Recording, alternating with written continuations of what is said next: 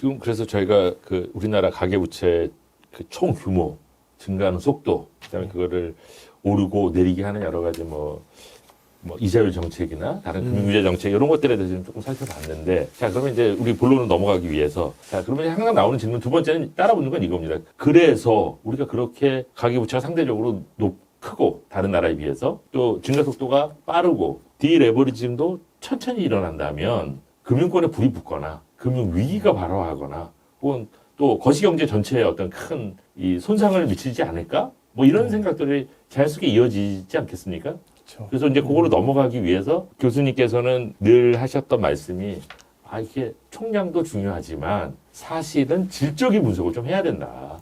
모든 부채가 다 똑같은 게 아니다. 그런 생각을 갖고 계신데, 이제 그 부분은 이제 자연스럽게 넘어가서 얘기를 좀 진행해 주셨으면 좋겠습니다. 예. 거기 네. 짚고 넘어갈게. 네. 그러면은 지금 총량이 우리가 높은 거는 지금 확인됐고 네. 속도도 빠르다고 지적해 주셨으니까 이게 왜 문제가 되는 건지. 왜냐면 우리 그 거시이론을 보면은 돈을 빌릴 수 있다는 거는 현재의 소비를 늘릴 수 있다는 네, 거니까 네. 그거는 못 빌리는 것보다는 훨씬 우리 후생 차원에서 보면 좋은 건데 왜 사람들이 왜 이렇게 걱정을 하는 겁니까? 이게 대출이 늘었을 때 사실은 금융위기를 걱정을 하잖아요. 네. 그러니까 우리가 봤던 금융위기들은 이 대출이 늘었던 시기에 왔을 거라고 생각을 하고, 사실 선진국의 경우도 그렇고 이제 IMF 외환위기를 생각을 해보시면 그때도 사실 무리한 대출을 기업들이 한 경우들이 많았고, 그래서 이게 대출이 늘어나면은 금융위기가 올 가능성이 높다라는 게 우리가 어떤 역사적으로 봤던 현상이라서 그것에 대한 기억이 있는 거죠. 좀 헷갈리는 게 기업이 대출이 늘어났다는 거는 기업이 이제 안정성이 이제 무너졌다는 그런 지표인데 가계도 이제 그렇게 볼 수 있는 겁니까? 가계도 대출이 자기 소득보다 더 많이 늘어났기 때문에 그렇다는 거죠. 예. 그런데 우리가 외환위기 때 기억이 있고요. 해외에서 돈 빌려올 수 있으니까 사실 우리나라는 그때 이자율 비쌌는데 네. 자율화되어 있기 전이죠. 근데 해외에서 낮은 이자율로 돈을 빌려오니까 예전에는 뭐 못하던 그거를 빌려올 수 있도록 허락을 받은 기업들은 외국에서 빌려와서 대출을 받아서 하니까 이것도 규제 완화의 결과로 무리한 대출을 끌어와서 한 겁니다. 다른 것들은 뭐 기억하시는 분들은 아마 알겠지만 2003, 4년도에 우리가 카드 대란이 있었죠. 네. 그때도 생각을 해보시면은 거의 묻지마 대출이었잖아요. 막 그러네. 지나가는 학생한테 사인해주면은 뭐 신용카드 만들어주고, 그러니까 그런 식의 대출이 있었던 건데요. 그러네. 문제는 우리나라 은행이 그거를 다 기억을 한다라는 거죠. 사실은 어떤 외환위기라든가, 그러니까 외환위기를 거치면서 기업 대출 관리를 해야 된다라는 경험이 있었고, 그리고 2003년 카드 사태를 겪으면서 우리나라 개인한테 돈을 빌려줄 때 아무나 빌려주면 안 된다. 이게 대출이라는 게 금융 서비스잖아요. 그러니까 기업한테도 돈이 필요하니까 빌려주는 거고, 가게 같은 경우도 집을 사면은 담보를 잡아서 빌려주는 거죠. 그런데 사실 말씀하신 것처럼 신용 안 되고 담보는 된다라는 측면이 사실은 기업 대출을 하던 우리나라의 기업들이, 우리나라 은행들이 예전에는 기업들한테 대출을 많이 해주다가 그 가게한테 대출해주면 담보가 있어. 그러니까 이게 기업은 이 사업이 성공할지 안 할지 잘 모르고 부도나면은 담보 찾기가 되게 힘든데 이거 아파트 담보 잡으면 돼라는 생각에서 대거 가계 대출로 넘어옵니다. 그래서 사실 우리나라 은행의 대출을 보면은 외환위기 이후에 기업 대출에서 가계 대출로 넘어가는 그 부동산 금융이 중요성이 커지는 게 잘 나타나고요. 근데 그건 우리나라에서만 나타나는 현상은 아닌 것 같아요. 사실은 부동산 금융이 커지는 거는 전 세계적으로 나타나는 현상이고, 다만 그래도 대출이 늘어나면 위험한 거 아니야라고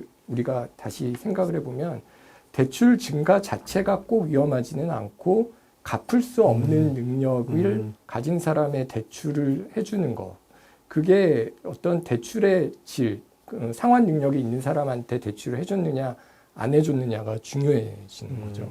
그러면은 자연스럽게 아까 우리 지금 최근에 늘어난 혹은 2015년도 이후에 늘어난 아니면 그 전부터 고려해서 우리가 왜 이렇게 가계부채가 높냐를 다 따져봤을 때 우리 질이 어떠냐라고 지금 그 문제 지금 네. 지적해 주시는 거죠 지금. 예. 우리 질은 어떻습니까 그러면은?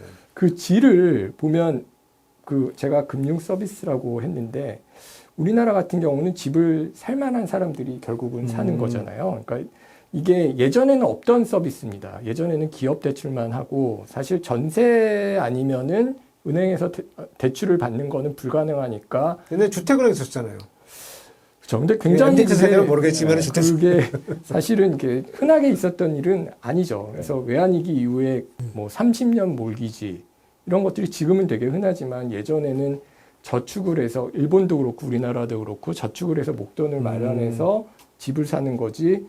집을 사놓고 빚을 빌려서 집을 사놓고 그거를 갚는다라는 거는 아주 오래된 거는 아니고요. 그렇죠. 그러니까 옛날에는 재형저축이라고 해가지고 그런 거를 막 저금을 해가지고 모아서 돈을 사고 뭐 집을 사고 뭐 그랬던 얘기죠. 예, 그렇죠. 그래서 예. 그 누가 집을 사는지를 사실상 봐야 되는 거죠. 근데 예. 우리나라는 이 집을 사실은 소득도 좀 있어야 되고 그리고 은행이 뭐 아무한테나 돈 안 빌려주기 때문에 좀 신용도가 높은 사람들한테만 상대적으로 돈을 빌려준다라는 거가 있습니다. 그리고 아까 그 2015년도, 16년도에 대출 규제 완화된 이후에 그 주택담보대출 되게 많이 늘었다라는 것을 말씀드렸는데 사실은 주택담보대출이라는 건 결국 집을 살 때 하는 거니까 보통은 30, 40대 그리고 뭐 좀 늦게 사면 50대까지가 주담대를 많이 빌리죠. 근데 우리나라는 아무래도 집값이 비싸니까 뭐 30, 40대도 있지만 50대까지도 집을 빌리는 현상이 흔히 있습니다. 지금 보여드리는 차트를 보시면요. 이게 연도별로 2008년부터 이거는 이제 박춘선 이보미 박사가 연구를 했던 자료에서 가지고 온 건데 그 주택담보대출 비중을 하는데 그 연령대별로 이거를 쪼개본 겁니다. 그래서 왼쪽이 흐린 색깔이 그 연령대별로 맨 왼쪽이 2008년도고 오른쪽으로 갈수록 이제 이 당시 연구는 2017년까지의 자료로 본 건데 막대 그래프가 높은 데는 가운데 보시면 뭐 40세에서 50에서 54세까지잖아요. 네. 그러니까 그 어떤 집을 사는 사람들이 주택담보대출을 빌리는 거죠.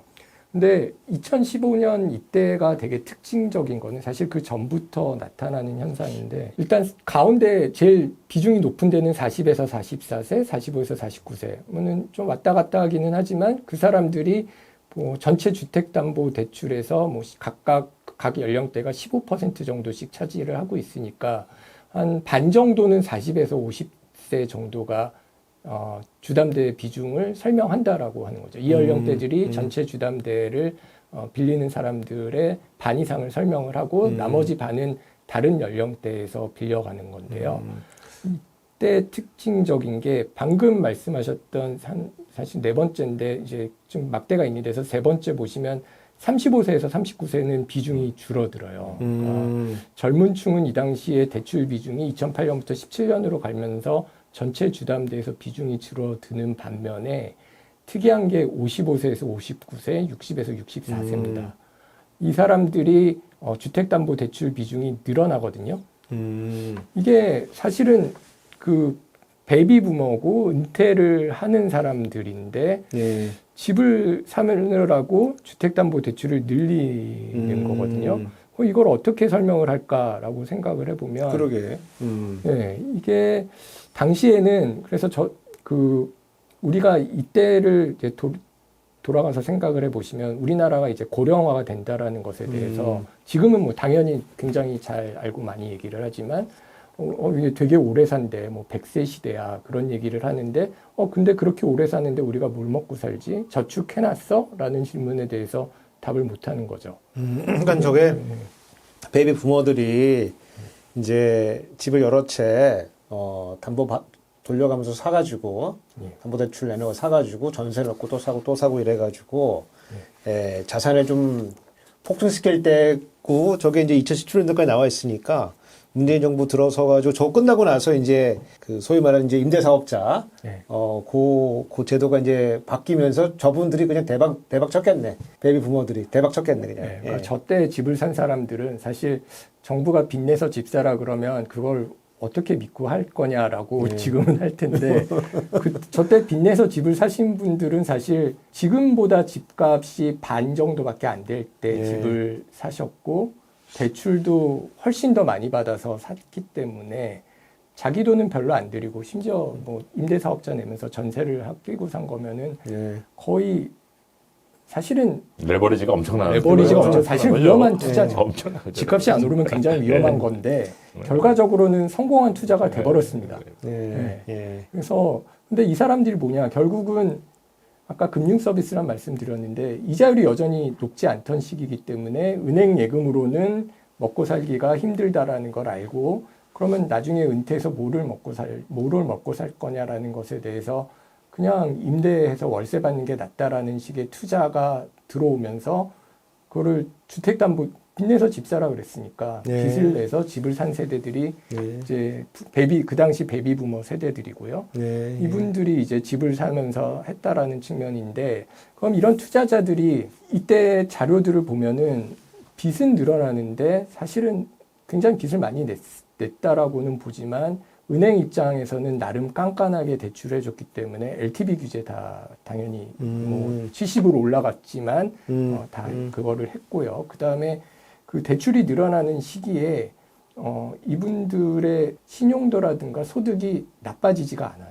근데 그러니까 저거는 그 LTV 측면에서는 이해가 가는데 소위 말하는 이제 그 부채 대비 이제 소득 대비 부채 나중에 DSR로 바뀌지만은 DTI 이런 것 측면에서 보면은 은행들이 좀 꺼려했을 것 같은데도 굉장히 많이 잘 빌렸네요, 아주 그냥. 저때 자료를 유심히 봤는데, 그러니까 제가 이 연구를 시작한 것도 사실은 서프라임 때 대출의 질이 나빠지는 거를 보면서 비슷한 방법도 비슷하게 사실 본 거예요. 이제 그 매년 새로운 대출이 있는데 그 매년 새로 생기는 대출들을 그러니까 대출이 새로 이제 보고가 되면은 그 보고된 새로운 대출의 뭐 신용도 평균이 어떻냐, 분포가 어떻냐, 소득 분포가 어떻냐라고 보면 이 당시에 그 제가 봤던 연도는 그래서 2015, 16, 17년도인데 그 당시에 새로운 받는 대출들의 소득 비중이 오히려 연도를 갈수록 높아지고요. 그러니까 오히려 더 소득 높은 사람들이 대출 시장에 들어오고 그 다음에 신용도가 높은 사람들이 들어옵니다. 근데 그게 어떻게 그게 가능하냐라고 생각을 해보면 그게 우리나라에서는 사실은 은행이 대출을 해줄 의사는 있고 뭐 대출을 해줄 사람이 없으면은 값을 깎아내리면서 물건을 팔아야 되는데 대출을 받을 사람은 사실 줄이 서 있었던 거죠. 그러니까 이게 굳이 뭐 질이 나쁜 어떤 신용도가 낮거나 아니면 내가 물건을 싸게 팔아야 될 사람이 아니더라도 그냥 지금 대출하고 있는 사람들보다 뭐 나쁘지 않고 비슷하거나 오히려 더 능력 있는 사람들이 새로 대출을 받으러 오니까 은행들 입장에서는 대출을 늘리는 게 나쁘지 않은 거가 됐던 겁니다. 그러니까 이제 교수님 말씀은 이제 우리가 총량이 늘긴 했지만 저 구성을 잘 보면은 그래도 상환 능력이 더 있고 담보도 더 좋은 양질의 담보를 제공해 줄 수 있는 층에서 저거를 대출을 해놨기 때문에 질적으로 사실은 뭐 크게 구성은 나빠 보이지는 않는다. 뭐 이런 말씀인가요? 예.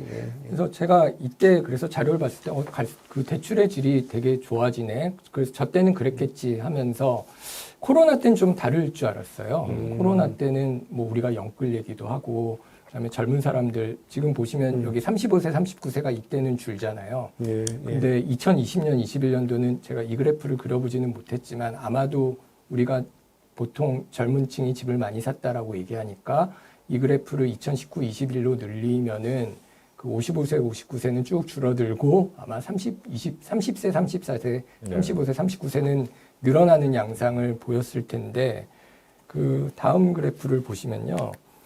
이게 코로나 기간 동안에 이거는 왼쪽 그래프부터 비슷하게 그 시기별로 그려놓는 건데요. 이제 왼쪽 세 개 막대 그래프는 이자율이 좀 낮고 대출이 늘어나던 시기고 오른쪽 파란색은 대출이 이제 줄어들던 시기입니다. 이자율이 올라가면서 놓고 보면은 이거를 그 각 소득 분포별로 이제 이 나이스 평가 정보 신용 평가사에서 자료는 소득이 4천만 원 이상이 그 금액상으로는 가장 고소득층이라고 물론 더 돈 많은 분들도 있지만 편의상으로 4천만 원 자르고 그다음 3, 4천, 2, 3천 이렇게 자르면 우리나라 대출의 특징은 상대적으로 고소득, 그러니까 상위 한 30%의 대출 비중이 굉장히 크고요. 그건 한국은행에서도 이제 나오는 얘기입니다.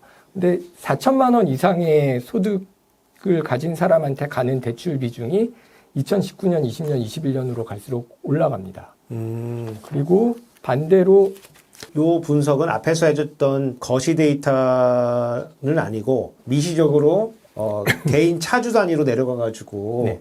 미시 분석을 해봤을 때 어떤 사람들이 조금 더 최근으로 올수록 또 돈을 더 많이 빌리고 있느냐. 그거를 소득 측면에서 보면은 뭐 2, 3천 혹은 3, 4천 이런데 혹은 2천만 원 미만이 점점 최근으로 올수록 지금 신규 대출을 많이 하고 있다. 그런 걸 보여주고 있는 거죠, 지금. 특징적인 게 예. 그 대출이 늘어났던 시기가 왼쪽 3개고요. 대출이 줄어드는 시기가 오른쪽 막대 그래프인데요. 네. 그러니까 대출이 늘어나는 시기에는 대출이 늘어나는 동안에 이게 줄어드는 게 아니라 막대 그래프가 올라가요. 그러니까 오히려 고소득자의 비중이 더 커진다라는 얘기고요. 신용으로 평가 점수로 봐도 똑같습니다. 뭐 신용 점수가 집값이 계속 오르고 이자율이 낮아지는 동안에는 연체율이 낮으니까 신용 점수가 정확하게 신용도를 반영하느냐 안 하느냐의 문제는 있을 수 있을지 모르겠지만 어쨌든 신용 점수 기준으로 보면은 그 왼쪽 3개 막대 그래프가 예. 900점 이상에서 올라가고요. 이거는 대출이 늘어나는 시기에는 신용도가 높은 사람의 비중이 점점 올라가는 반면에 파란색 그게 2021년 7월 이후에 2022년 12월까지 그러니까 디레버리징 시기 사람들이 빚을 갚고 우리나라의 가계부채가 줄어드는 시기에는 오히려 상대적으로 소득이 높은 사람의 비중은 줄어들고요. 4천만 원 이상의 그 파란색 거는 조금 예전에 비해서는 줄어들고요. 신용 점수로 놓고 보면은 900점 이상이 차지하는 비중도 조금 줄어듭니다.